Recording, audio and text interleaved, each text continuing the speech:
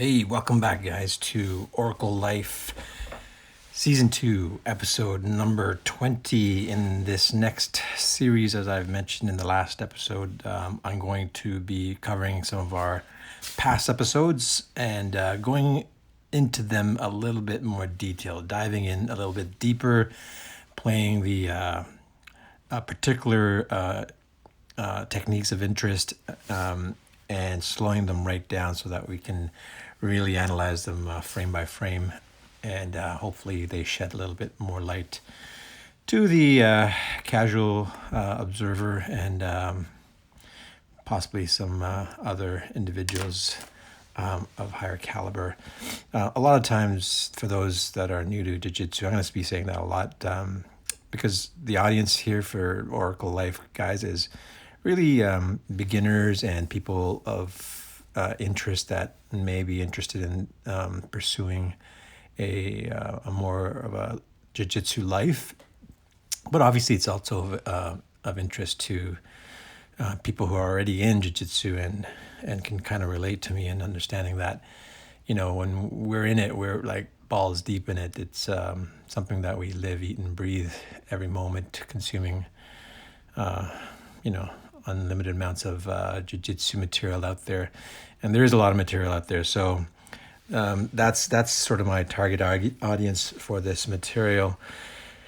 As I was saying, so we'll cover some of the details frame by frame, slow it down. So the way the structure is going to work is I'm going to have three parts to each technique. One, I'm going to play it in slow-mo at approximately 1/10 the speed, 1/20th actually, and then I'm going to do a preamble to tell you a little bit about the technique as it's playing, setting it up, and then I'm going to play it again at the same speed, slow motion.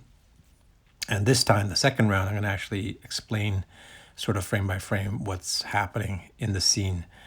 And lastly, in the third part, I'll play it in full-time speed, okay, without any commentary.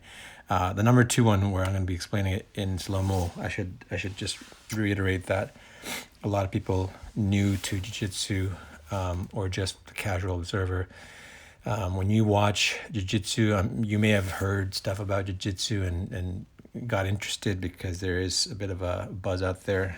We see it in UFC, we see it in street fights, and quite often we see how effective of a martial art it is.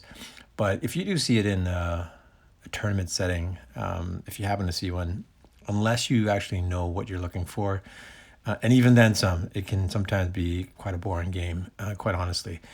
Some matches are just so tactical and strategical that they border on boredom because guys are just playing it safe. They're playing it for the points aspect of it, and they don't want to make mistakes, right? And obviously in real life, it doesn't sort of work that way on the street. So there are guys in competitions who go for what's called going for the submission, and those are, generally speaking, a lot more exciting to watch. But regardless, whichever one you do watch, jiu-jitsu tends to be, the format's kind of like this. People lock and engage, and then there's a period where nothing happens. And usually this is a feel-out period, figuring out the other opponents, what their game is like, et cetera, et cetera. And then it usually has bursts of technique that are like a flash before your eyes, and typically even to the trained eye it's very difficult to see what just happened. Sometimes the body is just blocking what happened, so you can't actually see it regardless, even if you wanted to. But if you did see it, it's sometimes a blur, and that's because that's just the nature of the the martial art, that it is fast, it is explosive, it is very technical, so you may not catch those little details. Jiu-jitsu is very often described as a game, a martial art of millimeters, of inches, and that's very true. A lot of things, especially at the higher belt levels, come down to minute, tight spaces of advantages and disadvantages that can make or break a game, or a technique at least. So that's my little preamble of why we do what we do, why I do what I do, and breaking it down slower a little bit so that you can sort of see it. Some of the guys do this. Faraz Zahabi, he does a nice job of breaking it down frame by frame. A couple other guys do it. So that's the format sort of I like to do. And so hopefully you enjoy it. So in today's episode, we're going to look at 4 techniques. So let me just drill through them quickly. And of course, we're going to go through one by one individually in more detail. So the first one's going to be an inversion guard from guard pass, or more accurately, doing a inversion guard to block a guard pass. Number 2 will be a rolling toe hold. And then 3 will be a crab ride to back take. And number 4 will be the Delahiva to failed Berimbolo. Number 5 will be a Kesagetame to neck crank. Number 6 will be a random set of sprawls and transitions with no real finishes. Number 7 will be a back take peel. And then number 8 will be a seatbelt to base. I'll obviously go into more details on each one. And again, guys, I'm not going to take anything for granted and assume that you know everything I'm talking about. So I am going to explain it to keeping in mind the beginner who will not know, acronyms, for example, Delahiva. I'll break those out for you, give you a little bit of context of what those are. Okay, so guys, let's kick this off with technique number 1. We're going to be looking here at is the inversion guard to work against the guard pass. And in this scenario, you're going to see Zenon on top, standing and trying to pass my guard. Sorry guys, I had to re-record this about 3 times now because of technical difficulties. So it's kind of getting annoying that I had to re-record this. As if you've done this, then you sort of know how it feels. But let me try to recapture everything that I've been saying. Let me step it back and tell people quickly a little bit about the theory behind guard. So guard, I like to really break it down simply that it's a fundamental sort of defense/offense maneuver, fundamentally to the level that we see actually animals when they fight. If you see lions, if you see hyenas attacking, if you see dogs attacking raccoon, for example. My dog did that one time, chased a raccoon down the alleyway, and once the alleyway was gated on the other end of it, the raccoon realized it had no other opportunity, so it immediately drew guard. And I remember seeing that and being just like blown away that, this is something that is fundamentally within the animal kingdom. And as you know, they have to fight for their lives usually, and so they don't mess around. And if you know raccoons, they're one of the smartest animals out there that are really deadly and can typically actually take on most dogs, even the dogs that don't look like they can take on. So the guard is essentially, from your perspective, what it looks like is an individual like you're seeing in front of you, seated on his butt or on his back or on his side.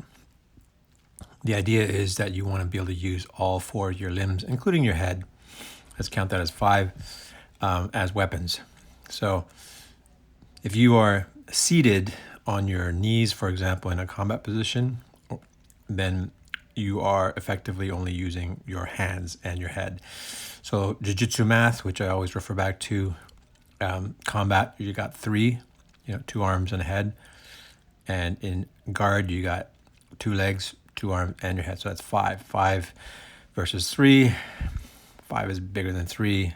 And in basic jiu-jitsu math, with all things else being equal, it's a better number to be. Obviously, it depends on the scenarios and whatnot, but that's the fundamental reasoning why we do guard.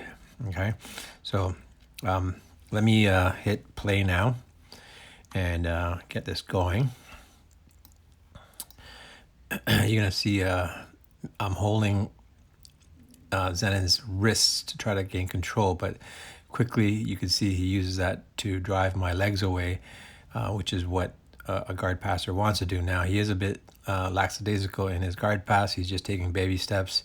He's not driving his inside knee across my knee line. He's walking around, so to speak. I use my right arm there. You can see against his left knee to use it as a fulcrum and do my spin. Here I've done a complete 360, as it were, on my back, and now I've effectively reset my guard. It wasn't the most prettiest spin, but it did the job. So Zenon has done the right thing, which is now he's switched his guard pass to the opposite side. So now you can see he's going to his right side. And what do? I keep doing what I do. And this time I don't necessarily do the full spin inversion guard. Instead, I just do the inversion. Some of you beginners out there, if you're listening, my students particularly, when I teach you about, pummeling your far side leg inside to guard against your opponent trying to pass your guard, that's partly what this is all about, right? But the inversion, you're sort of using both your feet. You're not just using your outside foot for the inversion. You see here, Zenon's trying to control my legs, and it's challenging because he's now stretched out. He's grabbing my ankles. He's having to fully stretch out his torso, which gives me many advantages because it gives me access to his entire, everything below his torso, his legs, his hips, control man's hips, and you can effectively control the individual. This is a very key point in jiu-jitsu. So as he does that, Zenon effectively does not get anywhere against my guard pass. So here it is in real time.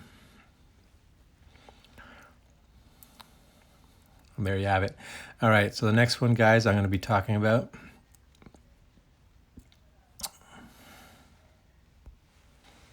is the rolling toe hold. So this is pulling out of my bag of tricks. It's something that I'm not sure where I learned it from, to be quite honest. I know it wasn't in the academy that I go to. At least I don't think so. I'm pretty sure this is something I watched on YouTube many years ago, probably about, excuse me, a little bit tired. About 5-6 years ago. I just can't remember who did it. I want to say Galbao, possibly. But anyways, it's the toe hold's a very interesting submission. I believe it's brown belt and higher in IBJJF rule set. It's not entirely devastating. There's a lot of wiggle room. Not a lot of wiggle room. There is wiggle room, meaning guys can be shown that the submission is there and they can choose to tap out. You can apply, 15-20 degrees of pressure, I think, before you start injuring the individual, to demonstrate to your opponent that they are in a dire situation. It's unlike the knee bar, which has maybe 1 or 2 degrees at most before you would completely blow out your knee. So what that degree really means is the less degrees, the higher onset of damage, basically. So from a knee bar perspective, that 1 or 2 degrees, you will not really feel anything until it's too late, when you hear your knees popping and blowing out. Toe hold, on the other hand, and this is just arbitrary estimation, guys, don't hold me to it. It's 5, 6, 7, maybe 10 degrees of flexion. Obviously your foot has a lot more tiny bones, so it's designed to be more flex. It is turning inwards, if that makes sense. You cannot turn the foot outwards, and that's the more natural position for it to turn. So I'd say 7, 8, 9, 10 degrees of flex before you actually start damaging any ligaments and bones in your foot. What you're going to see me do here, what's beautiful really about it is that the setup is very sly. It's difficult for the other individual to spot it unless he's already keen to it and understands it. A lot of jiu-jitsu is muscle memory. If you can feel certain things, the tips and the lights go off in your head as soon as someone touches you in a certain spot. So if I'm gonna grab Zenon's foot and he's not, spot on about it, he's gonna get distracted. And that's sort of actually what happens here, is that when I have his left foot with my right hand, you can barely see it. But as I go down for the setup, which would be my left knee to his belly. It effectively looks like a neon belly, and you'll see Zenon react the way I want him to react, which is to my knee, when in fact it's really a diversion for my roll. And you'll see that I've essentially already started begun my roll, and as I'm about to fall onto my shoulder, I've already pretty much hit my figure 4 lock on Zenon's left foot. And really, by the time I'm landing on the ground flat, it's pretty much too late. Once that figure 4 is locked on, it's pretty hard to get out of it. I've had a couple of guys power through it, and depending on your foot structure, strength, bones, height, ratio, all that sort of good stuff, you may or may not tap out to it. I've had guys not tap out to it, but I'd say on average, it's at least 80% success rate. The odd 2 guys will sort of grin and bear it out. I know exactly who I'm thinking about. A couple of guys at the Academy. Dave, if you're listening, he never taps out. So let me play this for you and give you an idea of what we're talking about. So as you can see, Zenon's got my left ankle. I've got his left wrist. My right hand, however, has got his left foot.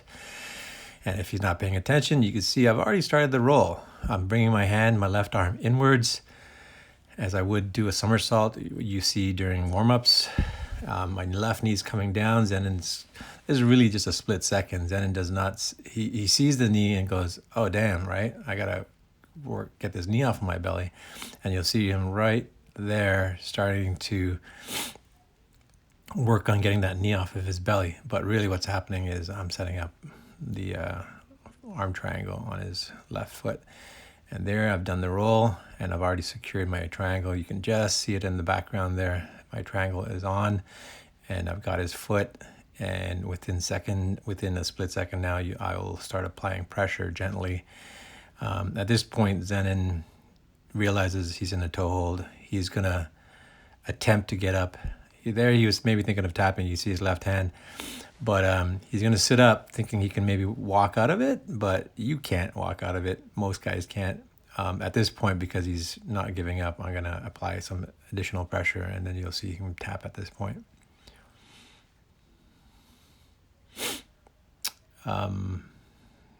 Being gentle, we don't want to hurt our partners, so I've gone a little bit light on him here. But you can see his foot is turning inside now. And if he was not to tap out, he would definitely have some serious foot injuries afterwards, but he taps out. All right, guys, the next one, crab ride to back take. What can I say about this one? It's sorry, I'm just queuing up the video to help me out here. Yeah, so basically here it's an in reverse De La Riva.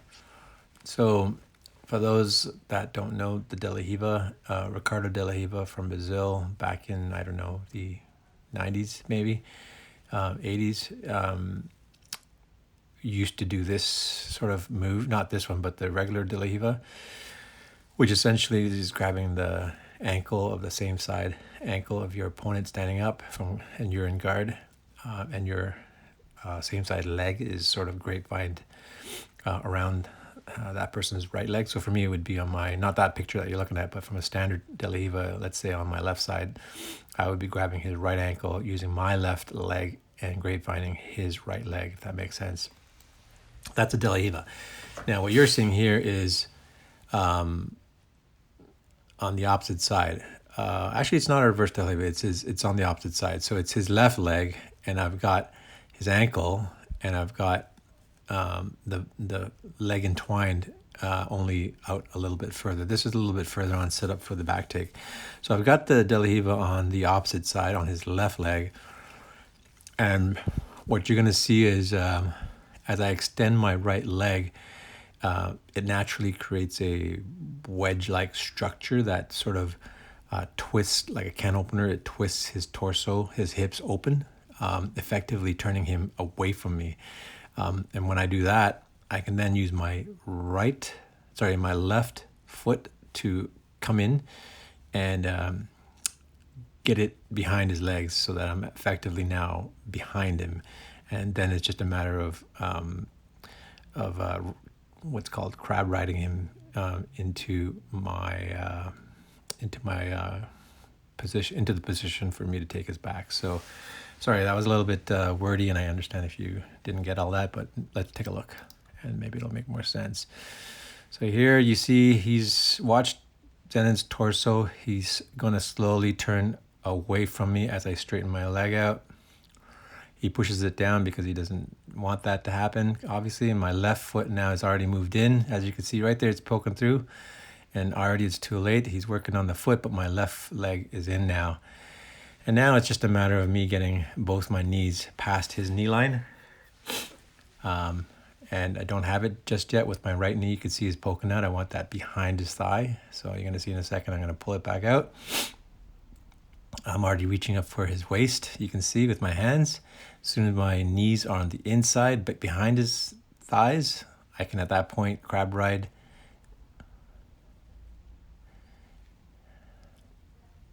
Zenon is trying to get out of it. But it wasn't a completely successful crab ride, but that was the essentially what it looks like. From there, you take his back. Next one, guys. So moving on to the DLR, De La Riva, again, opposite side, meaning on his right side. I'm going to execute the De La Riva to a failed Berimbolo. So Berimbolo, guys, basically is you're in a De La Riva position and then you do sort of like just similar to the inversion that we looked at in technique 1. And through that inversion, you effectively control the legs of your opponent, turning him inside out. And near the end of it, what you're supposed to do is grab the leg that's free of your opponent and then keep turning it so that you take his back. I don't actually get it. I don't make excuses, partly because we fell off the mat, but also I just did it wrong. So here you can see, let me run the tape. I've got Zenon's left wrist as I'm pulling him in to minimize the distance between the two of us. I won't talk too much about distance management in this video, but that's effectively what I'm doing here. I'm pulling him into me so I can get my De La Riva on his opposite side. There it is. I got his ankle, and my foot's going to go between his legs there, you see.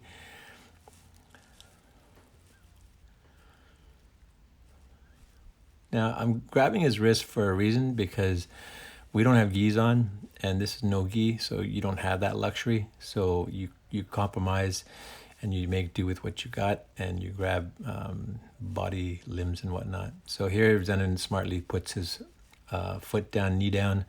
He takes a knee and sort of prevents a full-on De La Riva. Now,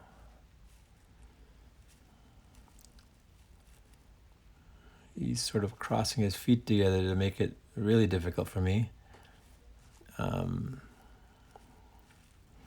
At this point, really, I'm just trying to figure out what I will do next. You can see he's controlling my left ankle with his right hand.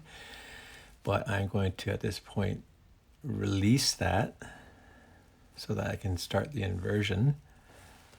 Here, I'm pushing him off of his base. You can see Zenon has lost his base now. He's falling back. And that's my opportunity to begin the inversion. And basically, I'm popping myself up using my right knee to hoist my hips up. There you see my hips jump up, and I'm rolling over the shoulder. Now, right there, you see Zenon's right foot. I should have used my right hand to grab that. Had I grabbed it, I would have been able to execute the Berimbolo properly, but I didn't, and we end up going off mat and resetting. So guys, the next one we're going to look at is the Kesagetame to the neck crank. So neck cranks are technically not allowed in Jiu-Jitsu and IBJJF rules, International Brazilian Jiu-Jitsu Federation. That's the governing body that handles most of the Jiu-Jitsu fights that are, a bunch of them. and neck cranks are not allowed in them. So a neck crank would be something like if you watch UFC, the Korean Zombie doing the what do you call it? The fuck, I'm forgetting the name now, from 10th Planet Jiu-Jitsu. The twister. The twister ends up in a neck crank, and that's not allowed. This is actually right there. You can see I've got his neck. Right at this point, I'm not neck cracking. So I don't know how this would go well in IBJJF rules in a gi situation. I'd be interested to find out. I wouldn't want to be disqualified at a tournament, unfortunately, but it is. It probably would get disqualified. But again, if it's non-IBJJF, if it is no gi, typically they're going to be non-IBJJF, and you can do this. So the setup, Kesagetame. So we don't see this a lot. This is definitely one of the moves that has come down through the ages from Japanese Jiu-Jitsu. Some of my students who come from Japanese Judo are really well versed in this, and so when I see them do it, they're like really good. And by no means am I, very good at this, but here it is, the basic setup. You're in side control. You've got one under. Let me see. Do you need the under? In my case, I've got sort of the underhook from his on his left armpit and over behind his neck. My right leg is sticking out, and my left leg will be splayed. Let's say that right leg is pointing at 12. My left leg would be pointing at 7. Okay, so that's the traditional base that you want for a Kesagetame. You don't want your torso up too high. Zenin is on his side, but if he was on his back, he could effectively try to lasso my head and extricate himself there. But here I've got the Kesagetame. It's a very solid position. The guy on the bottom really doesn't have any options, and then you're just going to see me basically grab my own wrist, forearm, and to crank up for the tap. So let's run the tape and take a look.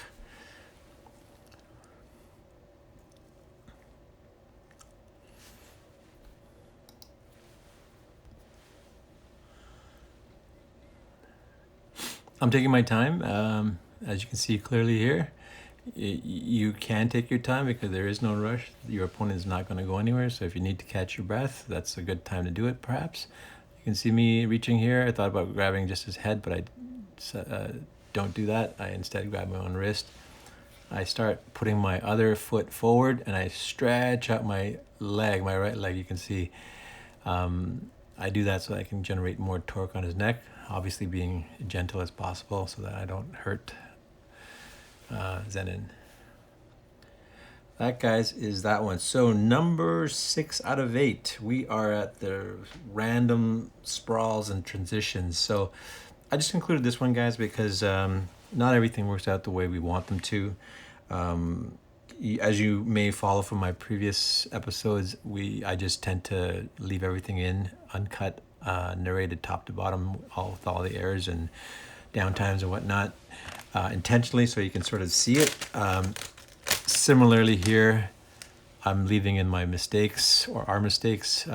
Here is a typical scenario where you have a bunch of technique attempts, transitions, explosive transitions, sprawling, I'm forgetting the word, but just basically scrambles. That's what I'm trying to say.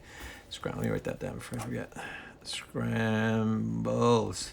So yeah, a bunch of random scrambles and transitions, none of which end up in a submission. Regardless, let's take a look at what happens. I'm going to hit the play button. And you can see I have Zenin's back. I think I was trying to set up a triangle, but for whatever reason, he managed to topple me. In that topple process, I'm sure in my head I'm thinking still triangle or an armbar, but you could see Zenin is doing a good job to not let that happen. Here he's gone on all fours, almost turtle-like position I'm off to the side. This is kind of a neutral, relatively neutral, possibly a little bit advantageous for me.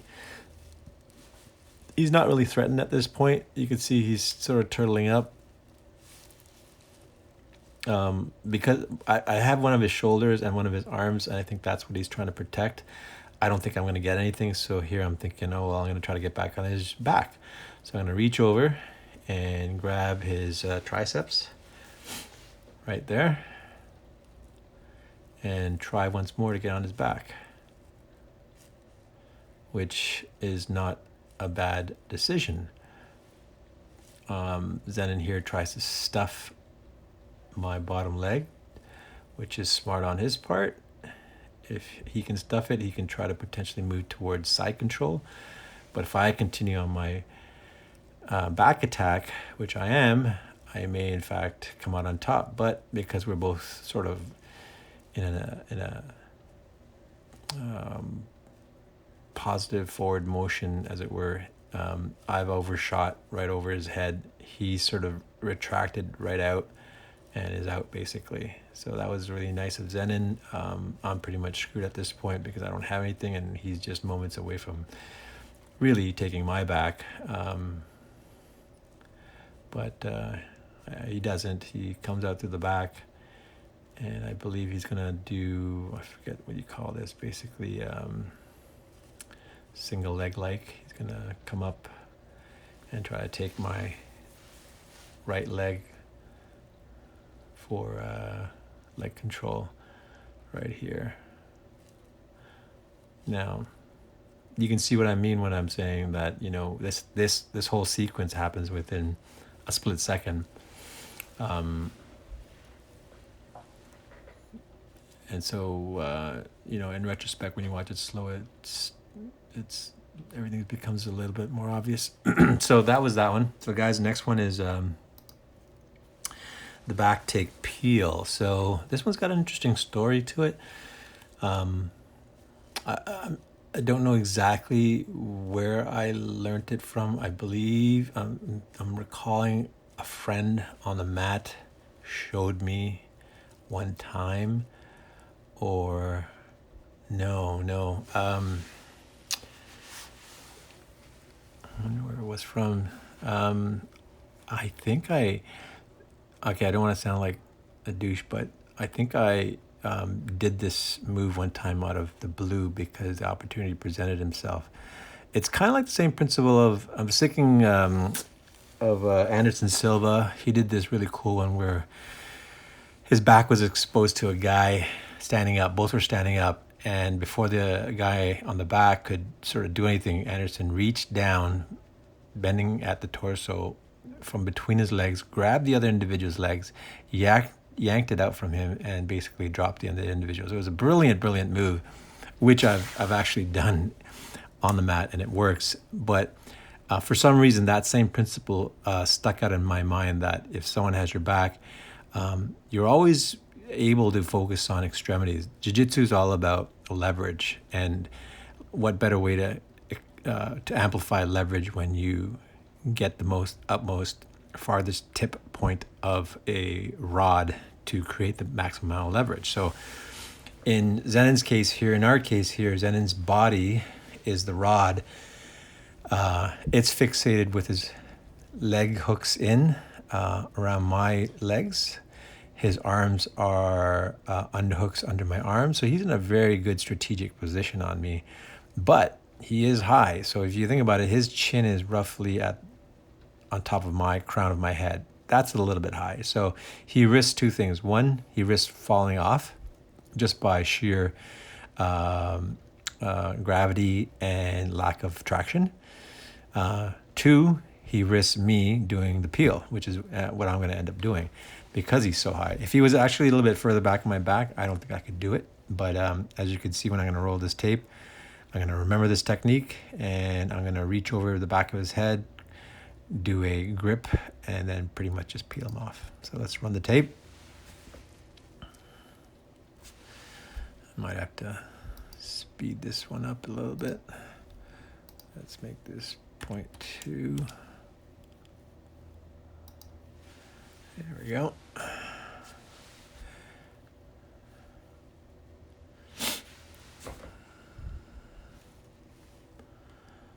So you can see right there, I'm clasping my fingers roughly. I don't have them entwined completely, but I've just got enough. I just basically grab them and roll them, and it works like a charm. It's like butter melting off of a spoon. It just comes right off.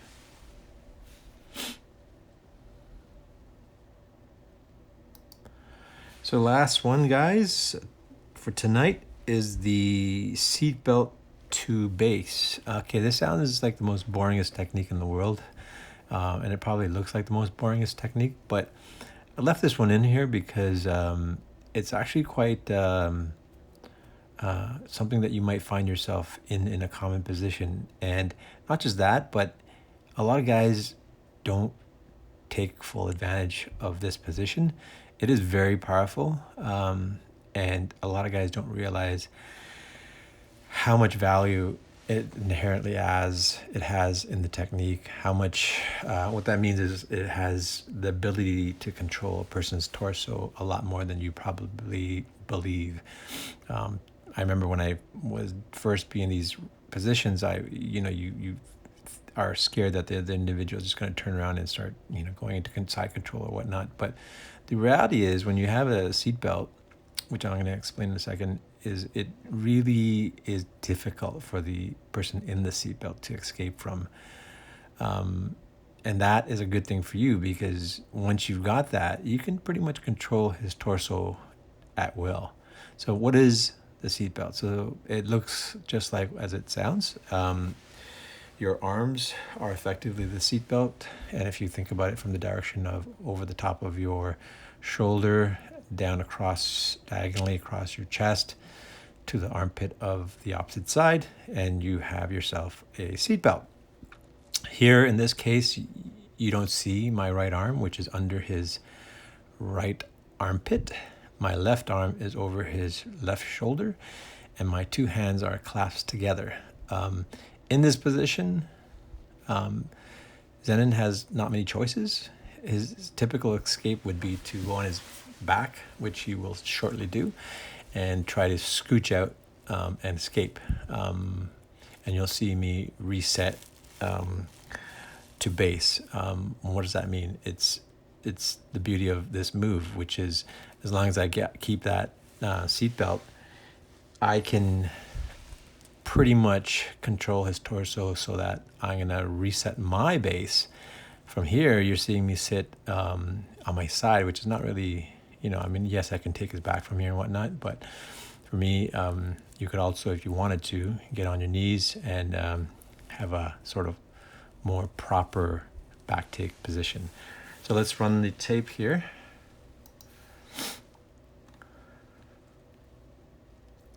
Zenon there sits on his back, as he should do, and you see me there kick my legs out as I go into prone position on my knees. Boom. And I'm gonna, at this point, well, the tape got cut, but at that point, basically, I'm gonna pull him back into my I don't know what you call it, into a back take, essentially. So that's it, guys. I hope you enjoyed today's episode. If you're listening, Zenon, any comments, feedback on any of the techniques, I'd love to hear your thoughts. All the other guys out there, please like and subscribe and share it, guys. We'll talk to you later.